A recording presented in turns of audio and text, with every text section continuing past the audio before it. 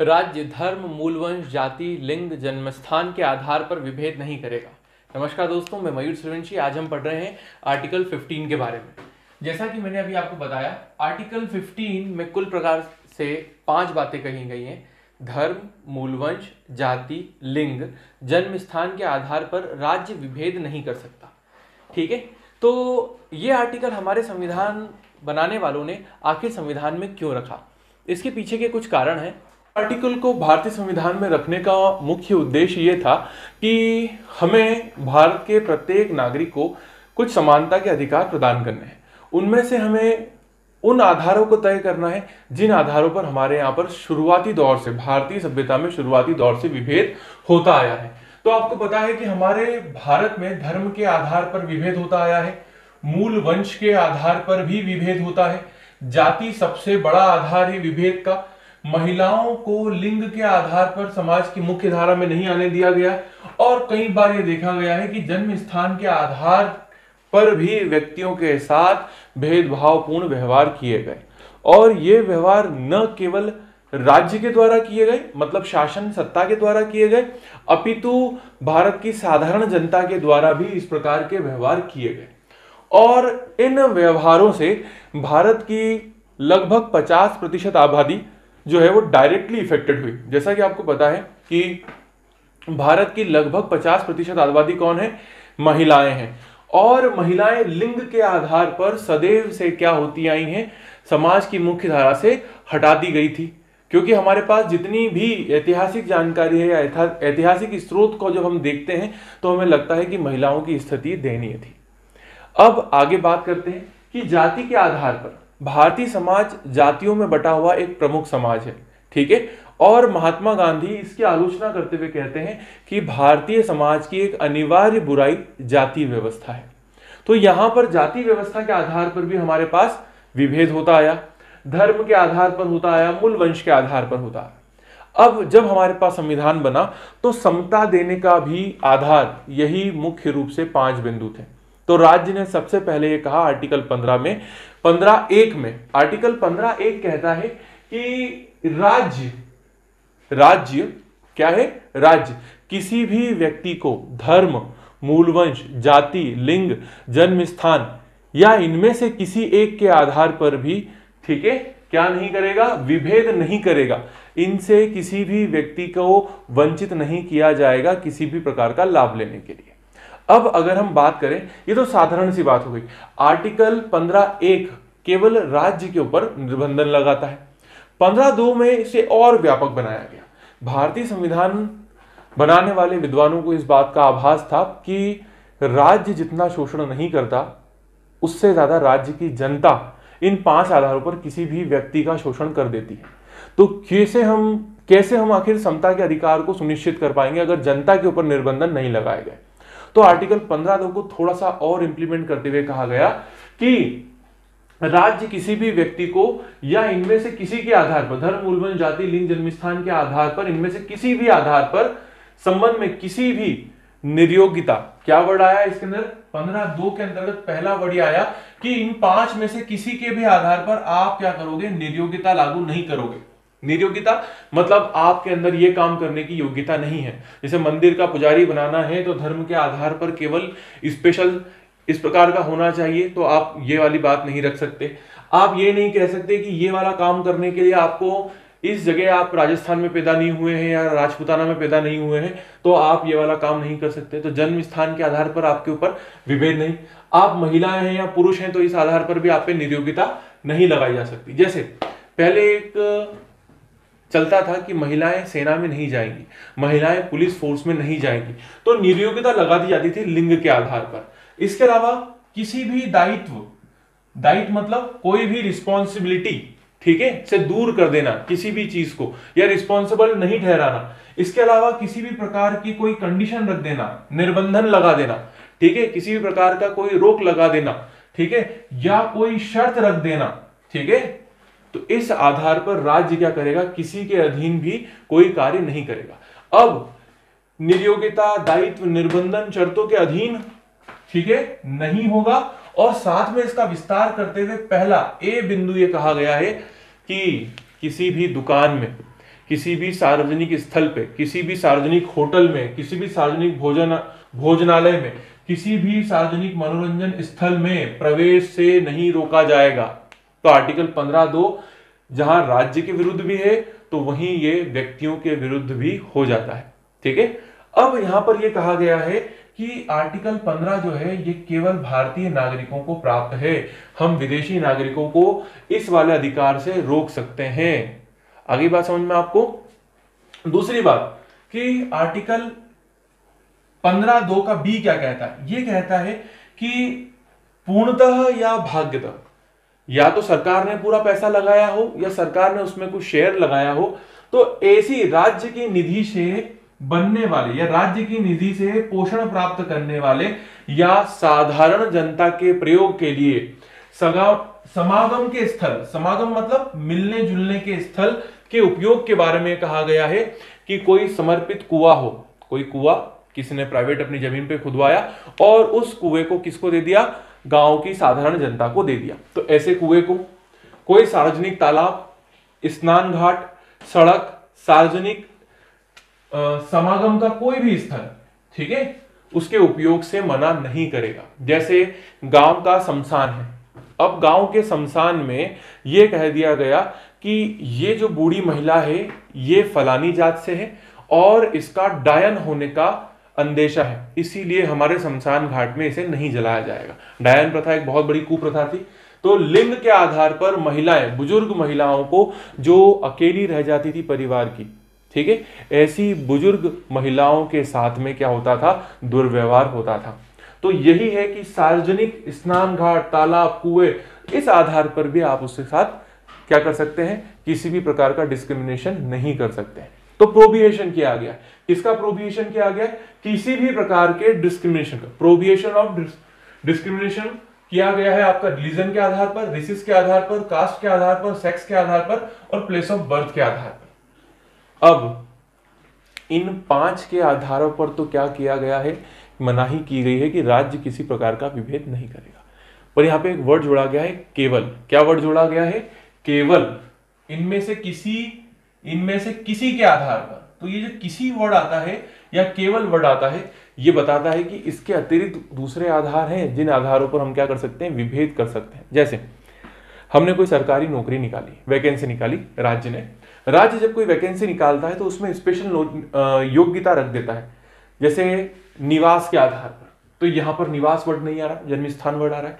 तो निवास के आधार पर, मूल निवास के आधार पर उसमें कंडीशन रख दी कि अगर आप मध्य प्रदेश के आरक्षक बनना चाहते हैं तो आपका मध्य प्रदेश का मूल निवासी होना अनिवार्य है। अगर आप मध्य प्रदेश के पटवारी बनना चाहते हैं तो मध्य प्रदेश में आपका जन्म कहीं पर भी हुआ हो पर आपका मध्य प्रदेश के अंदर मूल निवास होना चाहिए। तो ये कंडीशन रखी जा सकती है, ठीक है। इसके अलावा अन्य आधारों पर भी क्या कर सकते हैं, कंडीशन रख के आपके अधिकारों को सीमित किया जा सकता है। अब बात करते हैं आर्टिकल 15 के उन अधिकारों की जो हमें सकारात्मक विभेद की बात करते हैं। कैसे अधिकार, जो सकारात्मक विभेद हैं, ठीक है, संरक्षणात्मक विभेद। अब आगे बात करते हैं आर्टिकल 15(3) की। आर्टिकल 15(3) में कहा गया है कि यह संरक्षणात्मक विभेद का एक बहुत ही बेहतरीन उदाहरण। इस अनुच्छेद की कोई बात राज्य को स्त्रियों और बालकों के लिए कोई विशेष उपबंध करने से निवारित नहीं करेगी। कुल मिला के आर्टिकल 15(1) में कहा गया है कि लिंग के आधार पर राज्य स्वयं विभेद नहीं करेगा, और आर्टिकल 15(3) में उसी बात का खंडन करते हुए कहा गया है कि इस आर्टिकल की कोई भी बात, इस अनुच्छेद की कोई भी बात अगर महिलाओं की और बच्चों के विषय में किसी प्रकार की विशेष विधि बनानी है तो उससे मना नहीं करेगी। मतलब संरक्षणात्मक विभेद, हम संरक्षण प्रदान कर रहे हैं महिलाओं को और बालकों को। महिलाओं और बालकों की स्थिति मजबूत करने के लिए हम क्या कर रहे हैं, उनको संरक्षण प्रदान कर रहे हैं, इसीलिए वैलिड है। संरक्षणात्मक विभेद की दृष्टि से आर्टिकल 15 के अंतर्गत आने वाला इसका उपखंड 4, तो आर्टिकल 15(4) भी इसी प्रकार से संरक्षणात्मक विभेद के लिए राज्य को अनुमति देता है। इस आर्टिकल में कहा गया है कि राज्य के सामाजिक और शैक्षणिक दृष्टि से पिछड़े, तो एक वर्ड आता है सामाजिक और शैक्षणिक दृष्टि से पिछड़े। अब आपको यह पता है कि पिछड़ों का मतलब यहां पे क्या होता है, OBC, अदर बैकवर्ड क्लास। तो यहां पे सबसे पहला वर्ड क्या निकला, ऐसा समाज या ऐसा वर्ग जो ओबीसी की कैटेगरी में आता हो और सामाजिक और शैक्षणिक दृष्टि से क्या होना चाहिए, पिछड़ा होना चाहिए। तो संविधानविदों ने सामाजिक दृष्टि रखने का मतलब यह था कि वे वर्ग जो कि जनरल में नहीं आते, नॉन जनरल हो, तो वो वर्ग हो जाता है हमारे पास ओबीसी। ठीक है, तो सामाजिक और शैक्षणिक दृष्टि से पिछड़ा हुआ वर्ग। और इस वर्ग में कौन होना चाहिए, नागरिक होने चाहिए। मतलब ये आर्टिकल 15(4) केवल भारतीय नागरिकों के संबंध में है, विदेशियों को यह प्राप्त नहीं है। अगली बात इसमें कही गई है कि नागरिकों के किन्हीं वर्ग, अब यहां पर किन्हीं वर्गों का मतलब यह है कि ओबीसी के अंतर्गत भी बहुत सारे अलग अलग जातियां हैं। ठीक है, किन्हीं वर्ग की उन्नति के लिए, मेन टारगेट क्या रखा है यहां पर, उन्नति के लिए या अनुसूचित जाति या अनुसूचित जनजाति के लिए कोई विशेष उपबंध करने से, क्या करने से, विशेष उपबंध करने से निवारित नहीं करेगा। मतलब आर्टिकल 15(4) ये कहता है कि आर्टिकल 15(1) में भले ही कोई सी बात कह दी गई हो, पर आर्टिकल 15(4) के अंतर्गत सामाजिक और शैक्षणिक दृष्टि से पिछड़े हुए अनुसूचित जाति, अनुसूचित जनजाति वर्ग के लिए राज्य क्या कर सकता है, विशेष उपबंध कर सकता है। और इस प्रकार के विशेष उपबंध करने के बावजूद इसे कोई मना नहीं करेगा। तो ये एक प्रकार से संरक्षणात्मक विभेद। यहां पर संरक्षण किसका किया जा रहा है, संरक्षण किया जा रहा है सामाजिक और शैक्षणिक दृष्टि से पिछड़े हुए वर्गों का। ठीक है, तो सामाजिक और शैक्षणिक रूप से पिछड़े वर्गों का हमने क्या कर लिया, संरक्षण कर लिया। और संरक्षण के आधार पर हमने क्या कर लिया, विभेद कर लिया। जैसे कि हमने आर्टिकल 14 में पहले ही पढ़ लिया था कि हम वर्ग विभेद के मतलब क्या है, खिलाफ है, परंतु वर्गीकरण हम कर सकते हैं। तो हमने यहाँ पे वर्गीकरण कर दिया एक प्रकार से। ठीक है, अगली बात करते हैं कि आर्टिकल 15(5) क्या कहता है। आर्टिकल 15(5) थोड़ा सा और आगे बढ़ता है। आर्टिकल 15(5) के अंतर्गत यह कहा गया है कि राज्य को सामाजिक और शैक्षणिक दृष्टि से पिछड़े हुए नागरिकों के किन्हीं वर्गों को उन्नति के लिए या अनुसूचित जाति और अनुसूचित जनजाति के लिए, ठीक है, विधि द्वारा कोई विशेष उपबंध करने से निवारित नहीं करेगा। ऐसे विशेष उपबंध शैक्षणिक संस्थाओं में उनके प्रवेश से संबंधित है, चाहे राज्य द्वारा अनुदानित हो या अनुदानित नहीं हो। तो ये वाला आर्टिकल थोड़ा सा आगे बढ़ता है और आगे बढ़ के कहता है कि भारतीय समाज के वे बच्चे जो शैक्षणिक दृष्टि से पिछड़े हुए, जिनके अंदर पढ़ाई नहीं हो रही है, या जो सामाजिक रूप से किसी प्रकार की प्रताड़ना झेल रहे हैं या सामाजिक रूप से पिछड़े हैं, तो सामाजिक रूप से पिछड़े हैं और शैक्षणिक रूप से पिछड़े हैं, तो ऐसे समाज के बच्चों के लिए विशेष उपबंध करेगा। और विशेष उपबंध भी काहे के लिए, शैक्षणिक संस्थाओं में प्रवेश के लिए। किसके लिए, प्रवेश के लिए, एडमिशन के लिए। क्योंकि सरकार का मानना है कि अगर हम सामाजिक रूप से पिछड़े हुए व्यक्ति को पढ़ाएंगे लिखाएंगे, उसको आर्थिक रूप से मजबूत बनने के लिए हम तैयार करेंगे। आर्थिक रूप से मजबूत तभी बनाया जा सकता है जब वो क्या करे, शैक्षणिक रूप से मजबूत हो जाए, किसी संस्था में पढ़ ले, या तो MBBS कर ले, इंजीनियरिंग कर ले, डॉक्टर की डिग्री प्राप्त कर ले, ग्रेजुएट हो जाए, सरकारी नौकरी कर ले, किसी भी प्रकार से अपने आप को योग्य बना ले, तो उसका सामाजिक पुनरुद्धार हो जाएगा। ठीक है, जैसे इस आर्टिकल को अगर मैं आपको समझाना चाहूं कि हमारे यहां पर ये दोनों आर्टिकल 15(4) और आर्टिकल 15(5) शैक्षणिक महाविद्यालयों में शैक्षणिक स्तर पर आरक्षण की बात करते हैं। जैसे कि मान लेते हैं कि एक जात है, जाति व्यवस्था के अंतर्गत जैसे मान लेते हैं कि हमारा समाज है और हमारा समाज को चातुर्वर्णों में हमने बांटा है। चातुर्वर्ण मतलब ये कहा गया है कि परम पुरुष के मुख से ब्राह्मण, भुजाओं से वैश्य, भुजाओं से क्षत्रिय और जंघाओं से वैश्य और चरणों से शूद्र की उत्पत्ति हुई। तो ये 4 प्रकार से हमने समाज को बांट दिया। तो पहला, दूसरा, तीसरा। तो सबसे पहला वाला वर्ग जो है मुख से पैदा हुआ, तो इसको सामाजिक दृष्टि से अच्छा माना जाता है। दूसरे वर्ग को भी सामाजिक दृष्टि से अच्छा माना जाता है और तीसरे वर्ग के पास भी सामाजिक दृष्टिकोण से अच्छी चीजें हैं। अगर इसको भारतीय समाजशास्त्र की विचारधारा से देखें तो बुद्धि के स्तर पर पहला वर्ग श्रेष्ठ है। अगर शक्ति के स्तर पर या साम्राज्य के स्तर पर या बोले तो सामरिक ताकत के स्तर पर देखा जाए तो दूसरा वर्ग श्रेष्ठ है, और आर्थिक ताकत के स्तर पर देखा जाए तो तीसरा वर्ग, जिसको वैश्य वर्ग कहते हैं, वो श्रेष्ठ है। अब बचाता है चौथा वर्ग। इस चौथे वर्ग को हमने कहा गया है पिछड़े वर्ग। और भारतीय समाज में जो भी व्यक्ति ब्राह्मण जात के अंतर्गत नहीं आता, जो भी व्यक्ति क्षत्रिय जात में नहीं आता, और जो भी व्यक्ति वैश्य जात के अंतर्गत नहीं आता या वैश्य वर्ग के अंतर्गत नहीं आता, वो शूद्र वर्ग के अंतर्गत आता है। और इस शूद्र वर्ग के अंतर्गत आने के कारण उसे ओबीसी की संज्ञा दी गई है। अब आप सब ये सोच रहे होंगे कि ओबीसी, अदर बैकवर्ड क्लासेस, इसका मतलब ये होता है अन्य पिछड़ा वर्ग, ऐसा वर्ग जो इन तीन वर्गों से पिछड़ चुका है, तो इसको ओबीसी कह दिया। अभी चातुर्वर्ण व्यवस्था के अंतर्गत एससी एसटी का जिक्र नहीं आया है। अब मैं आपको बता देता हूं एससी क्या होते हैं और एसटी क्या होते हैं। यहां पे ये कहा गया कि इस चातुर्वर्ण व्यवस्था में जो समाज की मुख्य धारा में तो थे, परंतु समाज की मुख्य धारा से बहुत ज्यादा दूर पिछड़ गए थे। जैसा कि आपने वैदिक काल में पढ़ा होगा कि समाज के बाहर कर दिया गया वह वर्ग जो क्या कहलाया, निषाद कहलाया, जिसको हमने त्याग दिया, समाज ने जिस वर्ग को त्याग दिया वह वर्ग कहलाया एससी। और इस वर्ग ने वे सभी निकृष्ट कर्म या कार्य किए जिनकी वजह से इनके साथ छुआछूत की प्रथा ने एक स्थायी स्वरूप प्राप्त कर लिया। जैसे मरे हुए पशुओं का खाल निकालना, मरे हुए पशुओं को खींचना, गंदगी साफ करना, इस प्रकार के जितने भी निकृष्ट कार्य थे वे सभी कार्य इस वर्ग ने अपनी जीवन शैली या अपने दिनचर्या या अपने आर्थिक हितों को सिद्ध करने के लिए उसने ये कार्य करना स्वीकार किया। चलिए, ये हो गया हमारे पास एससी। अब एक वर्ग बन जाता है जो एसटी है, जो इस चातुर्य वर्ण व्यवस्था के अंतर्गत नहीं आता, इस ओबीसी के क्राइटेरिया में भी नहीं आता, इस एससी के क्राइटेरिया में नहीं आता। वो एक अन्य वर्ग है जो समाज की मुख्य धारा में ही नहीं है, वह वर्ग है एसटी, जो इससे काफी दूर कहीं जंगलों में निवास करते हैं, जिसको हम कहते हैं वन में रहने वाले व्यक्ति। ठीक है, वन में रहने वाले व्यक्तियों का समूह एसटी कहलाया। अब जब संविधान बना तब हमारे पास चातुर्वर्ण व्यवस्था के अंतर्गत ब्राह्मण, क्षत्रिय, वैश्य, शूद्र अर्थात ओबीसी हमारे पास थे। इसके अलावा जो समाज की मुख्य धारा में तो थे किंतु बहुत ज्यादा पिछड़ गए थे, एससी हमारे पास थे। और एक अन्य वर्ग जो कि हमारे पास समाज की मुख्य धारा से ही बाहर था, एसटी।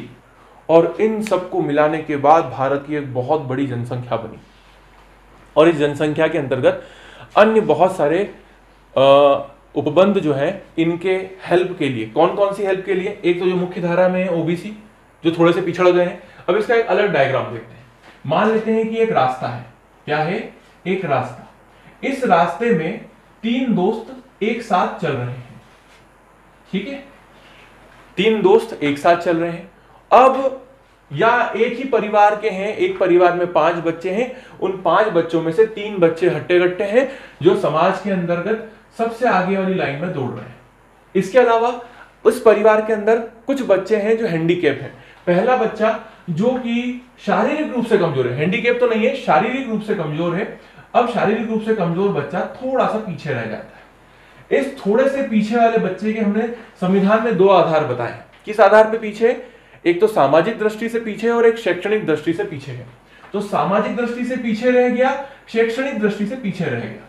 तो इस बच्चे को भी हमें आगे प्रमोट करना है, तो इसको बूस्टअप एनर्जी देनी पड़ेगी। अगर इसका वजन 35 किलो है तो इसको खान खुराक देकर 70 किलो वाले बच्चों के बराबर करना पड़ेगा। ये सरकार के सामने एक समस्या थी। दूसरी समस्या, एक ऐसा कुपोषित बालक जो क्या है, शारीरिक रूप से दिव्यांग है या उसकी बुद्धि विकसित नहीं हुई है या जो भी आप समझ ले, वो इस रेस में काफी पीछे है। ये है एससी। ठीक है, ये बहुत ही ज्यादा पीछे है। अब इसको बूस्टअप करने के लिए मान लेते हैं 15 किलो का है ये। अब इस 15 किलो के बच्चे को 70 किलो का करने के लिए थोड़ी एक्स्ट्रा एनर्जी की जरूरत पड़ेगी। और एक ऐसा बच्चा जो इस रेस में दौड़ना ही नहीं चाहता है, वो घर में बैठा है, उसको इस रेस की तरफ लाने के लिए क्या करना पड़ेगा? मोटिवेट करना पड़ेगा। तो ये भारतीय राजनीति में एक बहुत ही अहम प्रकार का डायग्राम है। भारतीय संविधान में समता के अधिकार में अगर हमने इस बिंदु को नहीं समझा तो हमने कुछ नहीं समझा, क्योंकि आखिर हम सकारात्मक विभेद। अब प्रश्न उठता है कि इन लोगों का क्या दोष है? ठीक है, इन लोगों का कोई दोष नहीं है, तो ये ऑलरेडी फिनिशिंग लाइन के पास में है। परंतु अब इसमें एक दोष आ गया। एक दोष ये आ गया कि जो एससी के बंदे जिनको 15 किलो वेट था, जिनको हमने 65 किलो एक्स्ट्रा एड ऑन करके 70 किलो की लाइन में पहुंचा दिया, इन लोगों ने यहां आकर भीड़ इकट्ठा कर दी। ठीक है, कंपटीशन बढ़ गया। जो 35 किलो के बच्चे थे ये भी बाहर आके इन्होंने यहां पर एड ऑन कर लिया और भीड़ बढ़ गई। परंतु इन जिनके ऊपर ध्यान नहीं दिया गया था, ये जिनके मैंने फेस काले कर दिए हैं, यहां पर डार्क कलर दे दिया है, इनके ऊपर ध्यान नहीं दिया गया था, इनका आर्थिक रूप से विपन्नता का दौर शुरू हुआ और ये समाज की धारा से पिछड़ने लगे और ये समाज की धारा में पिछड़ गए, ये पिछड़ गए। अब हमारा एक ही उद्देश्य है कि भारत का प्रत्येक नागरिक मुख्य धारा में टॉप लेवल पे चढ़े, कोई भी पिछड़ना नहीं चाहिए। तब हमारी सरकार ने 2019 में, कब 2019 में एक ऐतिहासिक फैसला लिया और इस ऐतिहासिक फैसले का परिणाम निकला 103 नंबर का संविधान संशोधन, 103वां संविधान संशोधन अधिनियम 2019। और इसमें हमने एक और वर्ग जोड़ा जिसको हमने कहा आर्थिक रूप से, ठीक है, इकोनॉमिकल रूप से जो भी वीक सेक्शन है, ठीक है, इकोनॉमिकल वीकर सेक्शन EWS, इस EWS को जोड़ा। और जो भी सामान्य वर्ग के आर्थिक रूप से जो पिछड़ गए हैं, जो बच्चे आर्थिक रूप से पिछड़ गए हैं, जो परिवार आर्थिक रूप से पिछड़ गए हैं, उनको भी तो बूस्ट अप करना पड़ेगा। जिनका 70 किलो वजन था अब वो 50 किलो के रह गए हैं, तो उनको भी तो वेट गेन करवाना पड़ेगा। तो इसीलिए हमने आर्टिकल कौन सा दिया, आर्टिकल, अगला आर्टिकल आएगा आपका 15(6) EWS। तो ये याद रखिएगा कि हमारे आर्टिकल के अंतर्गत 15(4), 15(5) और 15(6) इस प्रकार के नए उपबंध किए गए। तो आशा है कि आपको ये समझ में आया होगा। अगर आपको किसी भी प्रकार का कंफ्यूजन है तो प्लीज कमेंट बॉक्स में लिखिए, मैं आपके सभी प्रकार के प्रश्नों के उत्तर देने की कोशिश करूंगा। अगले क्लास में मिलते हैं आर्टिकल 16 के साथ। धन्यवाद।